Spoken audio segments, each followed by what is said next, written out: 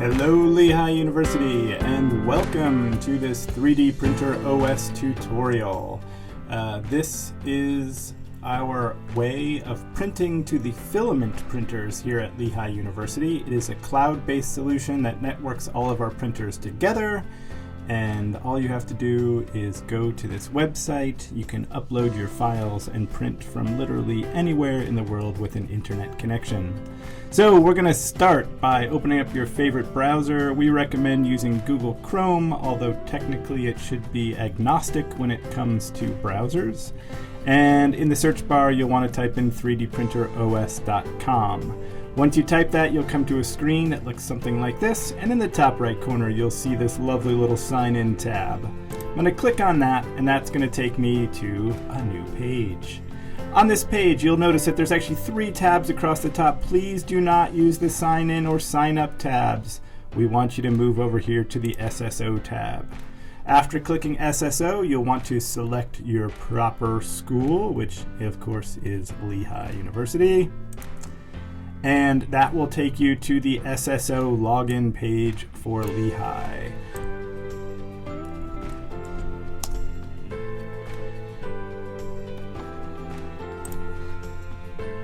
Okay, now that we've logged in here, sorry for that little delay, we are going to dismiss this and dismiss this. You will see that when you enter, you have several files already in the My Files tab of 3D Printer OS. These are just several little ducks. If I hover over this little icon here, you can see them. These are just here for you to experiment with the process if you want to without uploading your own file.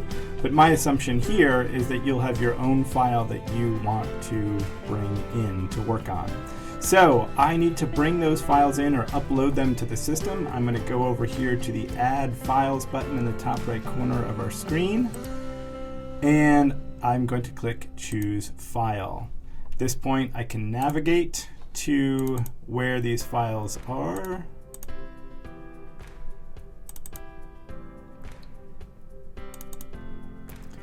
And I am going to select a series of files here and click Open. And then I'm going to go click Save and go to My Files. You'll see as these are loading, you're just getting a progress bar that's just saying that it's working on it, and then when they're ready, you'll see that they're ready and available to use. When we browse through these, you again get this little thumbnail view of what each of these files are, so you can quickly recognize which ones they are if your file names are not necessarily the most descriptive. Once we have the files in place, now we are set to go ahead and start to print. I'm going to do this process twice and change up a couple things in each example. And we can use that as a good method of kind of comparison. So we essentially want to work from left to right. Now, if you've used a high-quality 3D CAD modeling software like Fusion 360 or SolidWorks or Rhino, typically your 3D files are really rock solid. They're what we would term watertight solids. They shouldn't have any issues. If you do have printing issues, you can use this Action 1, this repair button, and there are some tools for kind of filling in gaps or holes with your STLs.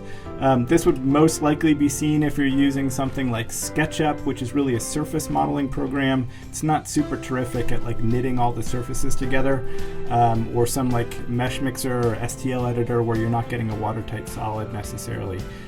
You can go ahead and do some repair with that. In all of these cases, we're pretty confident with the files that we're using, so we're going to skip right to Action 2, Layout.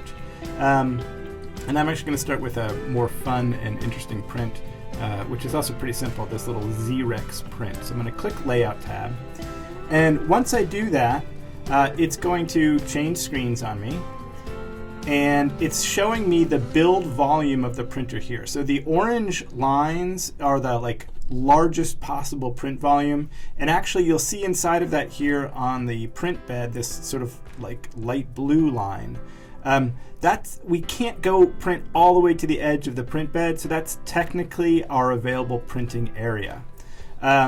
Over here, this is giving us a position. That's telling us where this is in position on the print bed.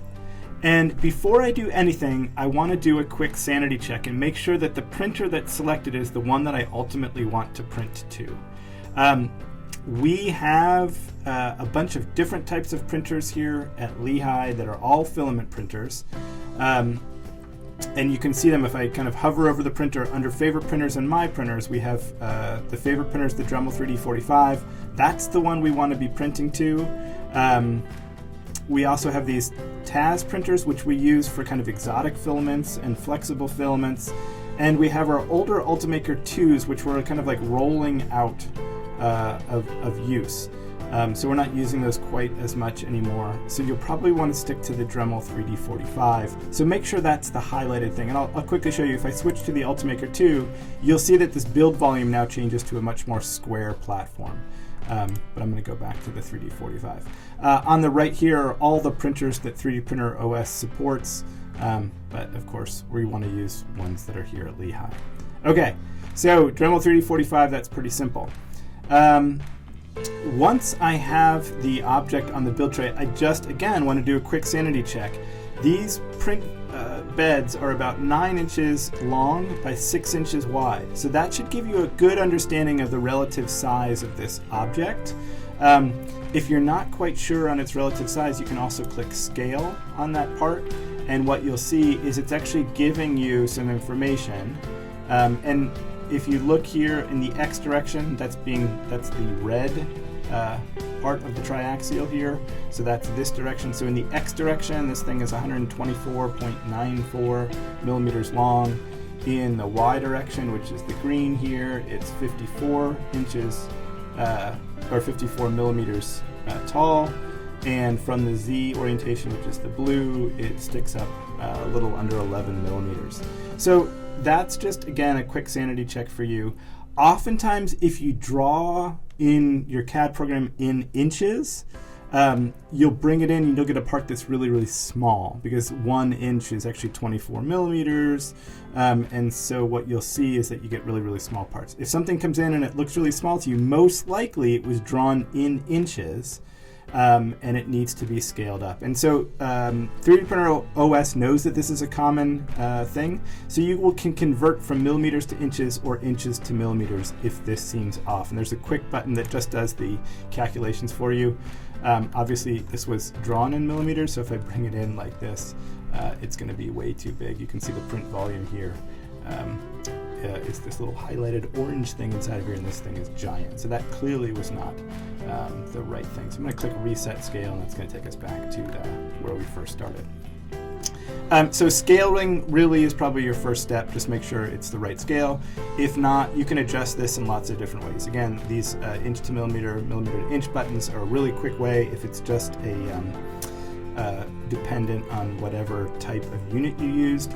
But you can also either proportionally or disproportionately scale things. Keep proportions is checked by default, but you can uncheck that, and then you can kind of stretch this thing in weird ways. I don't want to do that. I've clearly drawn this the way I want it, so I don't want to make any changes to that. But if I want to say, like, oh, let's make this thing a little bit bigger, I can go to this box and I can make this thing 150 millimeters in the X direction, and that will kind of extend the overall size of this.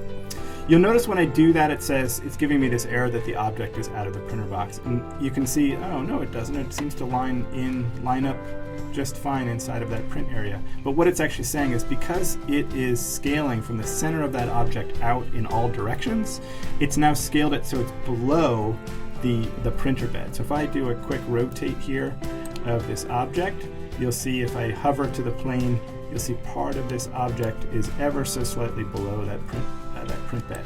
That's fine, no worries. Again, 3DprinterOS assumes that this is going to happen at some point. And this is kind of actually the last step before you send it to the printer. You want to make sure you click on bed to make sure that it's sitting on the bed surface. And what that does is it takes the lowest part in that Z orientation and meets it to the bed. And that way you're not printing in midair. That way you're also not printing like below the surface. And so that should solve some of those issues. Okay, now the next thing we want to deal with is how this object is oriented on the build tray. Spoiler alert, we're already at the optimal rotation angle for this particular print, but I am going to go through the process so that you can see what you can do and kind of why you wouldn't want to do it that way. So I'm going to move from the scale button over to the rotate button. And you can see it gives me this kind of like navigational globe here with these different orientations. You could certainly grab and drag on this, but it's going to give you kind of like odd increments if you do that.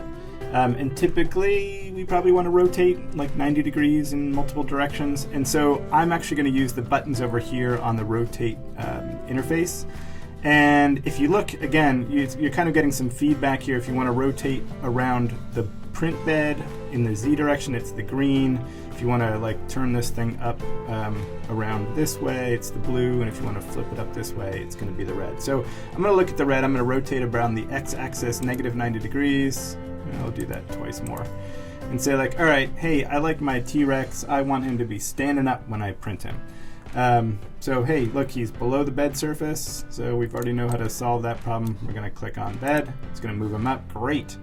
But we don't want to print this way. Why not? Because there's a lovely thing called gravity. And so what you have to understand about 3D printing is this layer by layer process, right? So as we start to print this foot, that foot will print just fine, right? Except the claws on that foot, if I zoom in here, there's a big hollow space underneath there. Not so bad, we can easily bridge that. It's a relatively small area.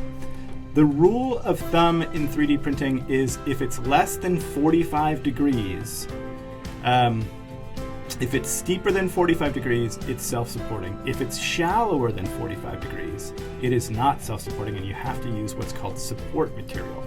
In the case of our simple little Dremel 3D printers, support material happens to be the same material that the rest of the file is made out of, which means you're going to have ugly little nasty interfaces where every time those supports hit your part, you'll have to do some sanding, some cleanup, you have a lot of cutting to do. So, I mean, absolutely we can use that. It is a tool to use, but if we can avoid it by printing things in the proper orientation, that's preferred. It's faster, it uses less material, and you have a better product in the end.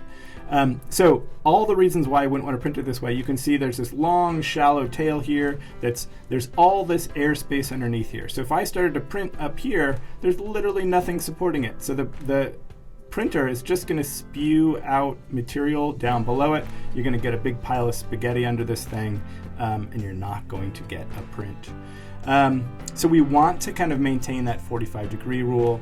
This is one of the reasons that there's this whole new engineering discipline called design for additive manufacturing, which is really specific to like how you optimize designing parts so that they can print without support material.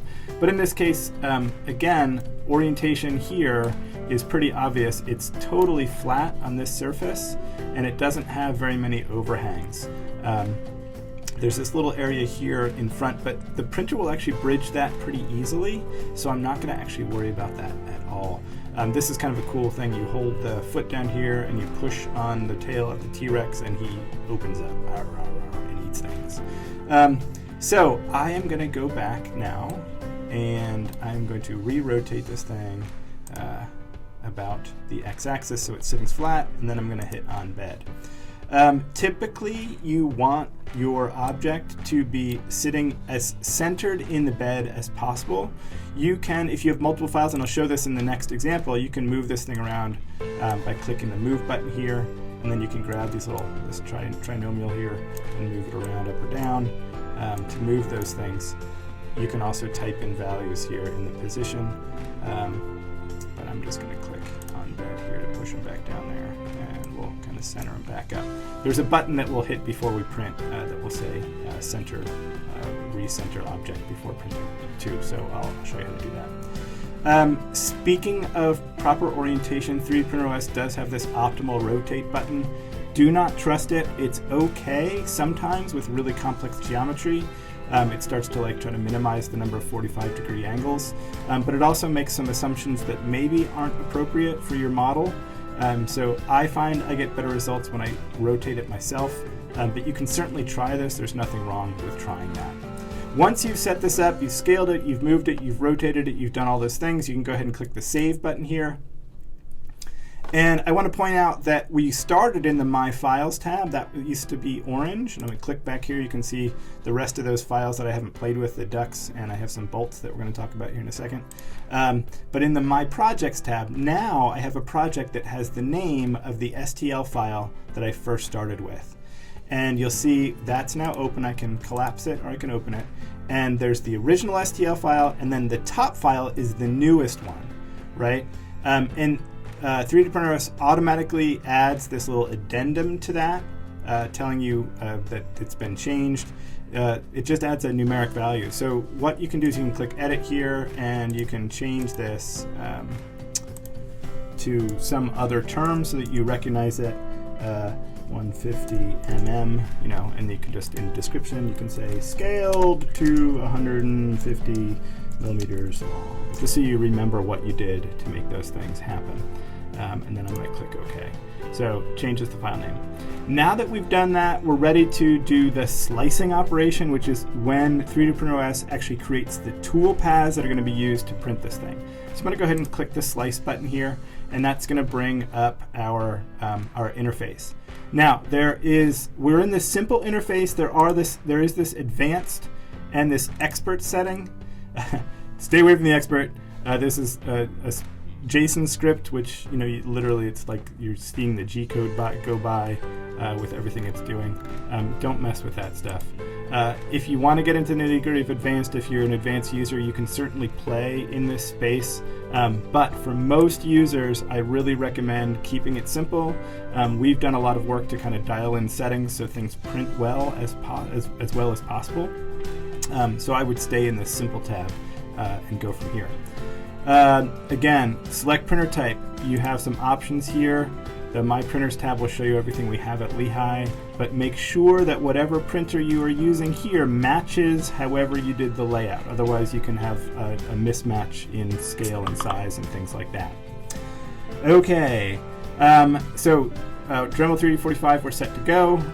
PLA is our slicing profile. These are different for different materials. So the Dremels actually run ABS and nylon really well. We're in the middle of COVID when I'm recording this video, so we had made some face shields earlier in the year, and so we tuned our printers so they would print those as fast and efficiently as possible. So you might see some weird slicing profiles in here, but essentially you want to stick to the material that you're using. 99.9% of the prints we're using are this PLA material, so I would stick with that unless there's some reason that you need to print with something else, and in which case you should probably actually contact us in the lab, maybe send me an email and let me know that you want to print with another material, and that way I can just flag your print accordingly. All right, below that, this gives us some options for 3 different things: layer thickness, shell thickness, and infill. So the layer thickness, that's the thickness of each successive slice along the z-axis, right? So right now that's set to 0.2 millimeters. This is going to give you a fairly decent resolution without taking too long to print. You can move this up or down, which thins out those layers, but think about this. If I move down to 0.1 millimeter layer thickness and the default is 0.2, that part is going to take twice as long to print because you are literally adding twice as many layers, right? By the same token, if you move up to 0.3, you're making each layer slightly thicker, which is going to make it faster to print, but they're not going to be stuck to the layer below quite as well. So you're going to start to see a little bit of rounding in those layers a little bit more. So again, these default settings are the ones that we find work really well for most models. Shell thickness, this is like as you're tracing this thing, how many times do you trace it before you fill in the internal volume? And I'll show you when we look at the toolpath preview kind of where that shows up. Now, this particular model, the designer has said that it does best when it is using at least 3 shells in its construction. And right now we're set to a 0.8 shell thickness. The nozzle diameter of the Dremel is 0.4. So a 0.8 shell thickness at 0.4 diameter is going to give us 2 shells. So if I want 3 shells, I need that to be at least 1.2, and I'm going to go just a little bit stronger and make it 1.6. The more shells, the stronger the part, but the longer it's going to take to print, right? So it's kind of a balancing act between speed, material use, weight, all of those lovely things. Infill. Once you create the shells, there's going to be a gap between the outside and inside geometry of your part. That's this empty volume, which the printer will fill in with some percentage of infill. The higher that number, the more dense your object will be. We really recommend sticking in this 20% neighborhood. It's going to make a very, very strong part while still maintaining relatively fast print speeds. There's no real need to print like 100% infill unless you're doing material testing or mechanical testing on a part or something like that. Again, the particular designer of this finds that at least a 50% infill rate with this shell thickness will give you really good results. So I'm gonna actually tune this up a little bit. Because it's being flexed so much, you need a little bit more stiffness in the object. Infill really does, in a lot of ways, control for stiffness. So I'm gonna increase that infill to create a stiffer part, but it's also gonna make that part heavier. Okay, under extruder here, leave these. I don't even know if you can change these. I guess you can't. Those are numbers that we put in there specific to the material that we're using. Under platform adhesion, I will cover this when I do the next setup for 3DprinterOS. This is really straightforward. It doesn't need any platform adhesion. And you have a couple options, raft and brim, but I'll cover that when we look at the next one. If you're breaking that 45-degree rule, where you think you need supports, you can check this support box, and 3DprinterOS will automatically add supports where it thinks it's appropriate. In this case, this is all fully self-supporting, so I'm going to uncheck that support box. So we're good there. I'm going to click Slice and Toolpath Preview. It's going to be a sec. You'll see you get a progress bar. This is 3DprinterOS doing all the work to create these toolpaths in the cloud.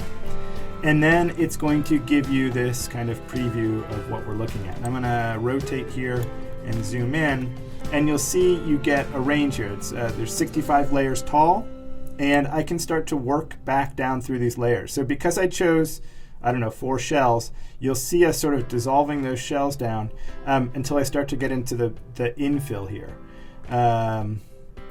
And so if I zoom in here a little bit, you can start to see what we see. So I chose 4 shells, and so we're seeing those 1, 2, 3, 4, and that outline travels the whole part all the way around, 4 shells. Obviously, when it gets into areas where it's too thin to generate 4, it drops down where it needs to, like right here.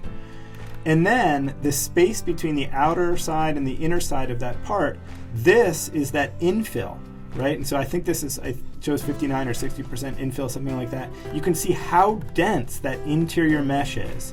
Again, in the next sample I'm going to show you, I'm going to do it at a standard 20%, and you'll see kind of it's a much larger interior volume at 20% than it is at 60%. The pink outlines, it usually does that to make sure that 2 parts aren't running into one another. So that's kind of showing you the maximum volume that things are printing. It will typically actually print that as a single layer.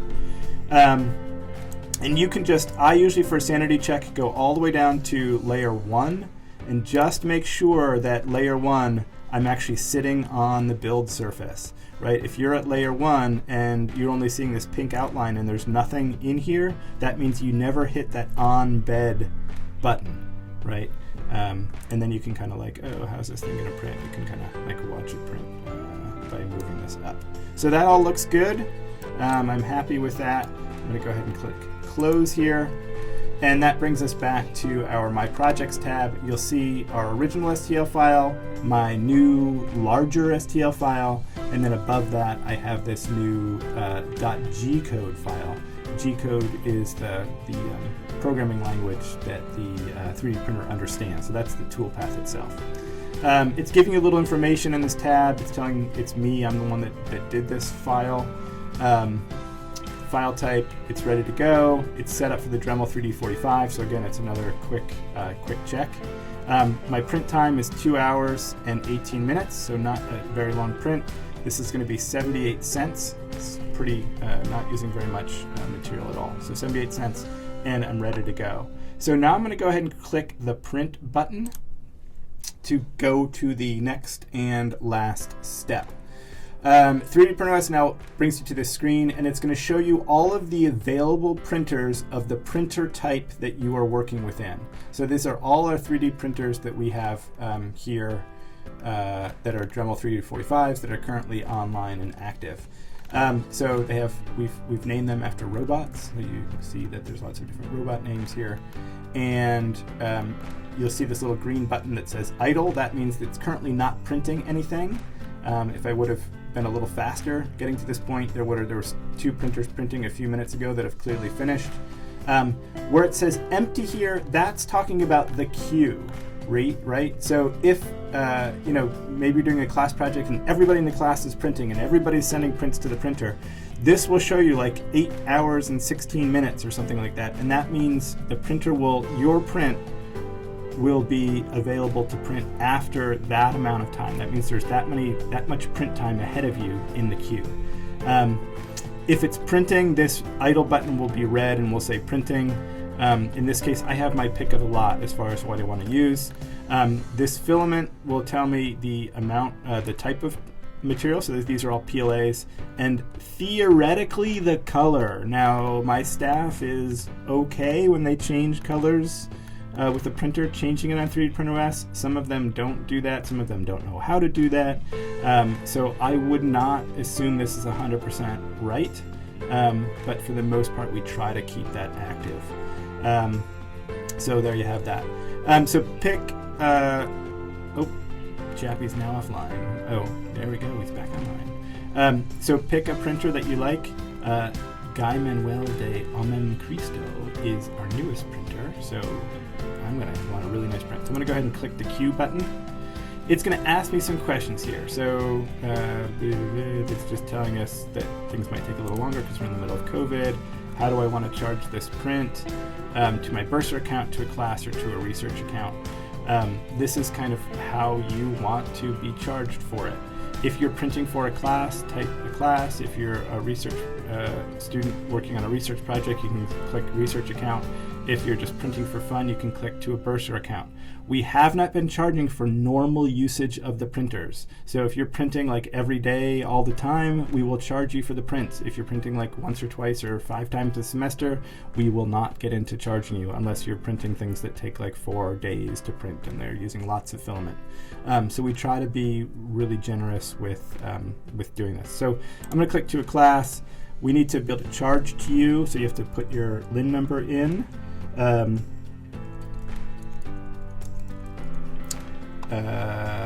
Class name, if you're doing this for a class. If you're doing it for like, if I could spell. If you're doing it for like ME340, you type in ME340, whatever it happens to be in the flag that here in this box. I understand that by submitting the print, I'm responsible for the print charges if like a professor won't agree to pay for things. And we just sometimes ask questions. So right now we're curious, like, do you care what color filament you're printing in? I don't really care. I usually can change it if I want to later. So I'm going to click continue now, and pops up a little message. The file's been submitted, ready to print. I can click OK, and we know it's on the way. I can now look at printers here, and I can't see who else is in the queue, but I can see like, oh, here's my Z-Rex, he's ready to go, and he's in the queue. We have staff here at Lehigh that will release the print once they are ready to go, and they'll put them to the printer and then take them off so you can pick them up. So that's it, that's all you have. When your print is done, you will get an email saying you can come pick it up at the Wilbur Powerhouse, and it will have some details on how to pick it up. 3DprinterOS does send automated emails. So it will tell you like, oh, your print has been sent to the printer, and your print is now printing, and your print is now done printing. Do not come pick up your print after you've gotten the automated email from 3DprinterOS. Wait until you get an email from the staff saying you can pick it up. The reason being is 3DprinterOS just emails you when it's done printing, but that doesn't mean it's been taken off the printer and is available in the bins for pickup. So you want to wait for that second email with the pickup instructions. Yeah, and that's pretty much it. People always ask about backlog on printers.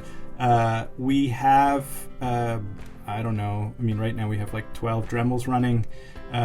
The longest backlog we've seen is like 30 hours, and that's when there's like 3 classes trying to print simultaneously for a class project. Typically, we see very little lag time between when you submit your print and when stuff is printed. Longest queue times are like, maybe a couple hours, like 2-3 hours before we're able to print your part. So there really isn't a long lag time with any of those things. If you have any questions, don't hesitate to reach out to me, Brian Slocum, here at Lehigh University, bcs3@lehigh.edu. I hope you found this helpful. I'm going to follow up with another tutorial that's going to go in depth with printing multiples of things, and also talk a little bit about like infill and nominal infill. So tune into that one if you want a little bit more information. Hopefully that will also be helpful. All right, thanks for tuning in, and have a great day.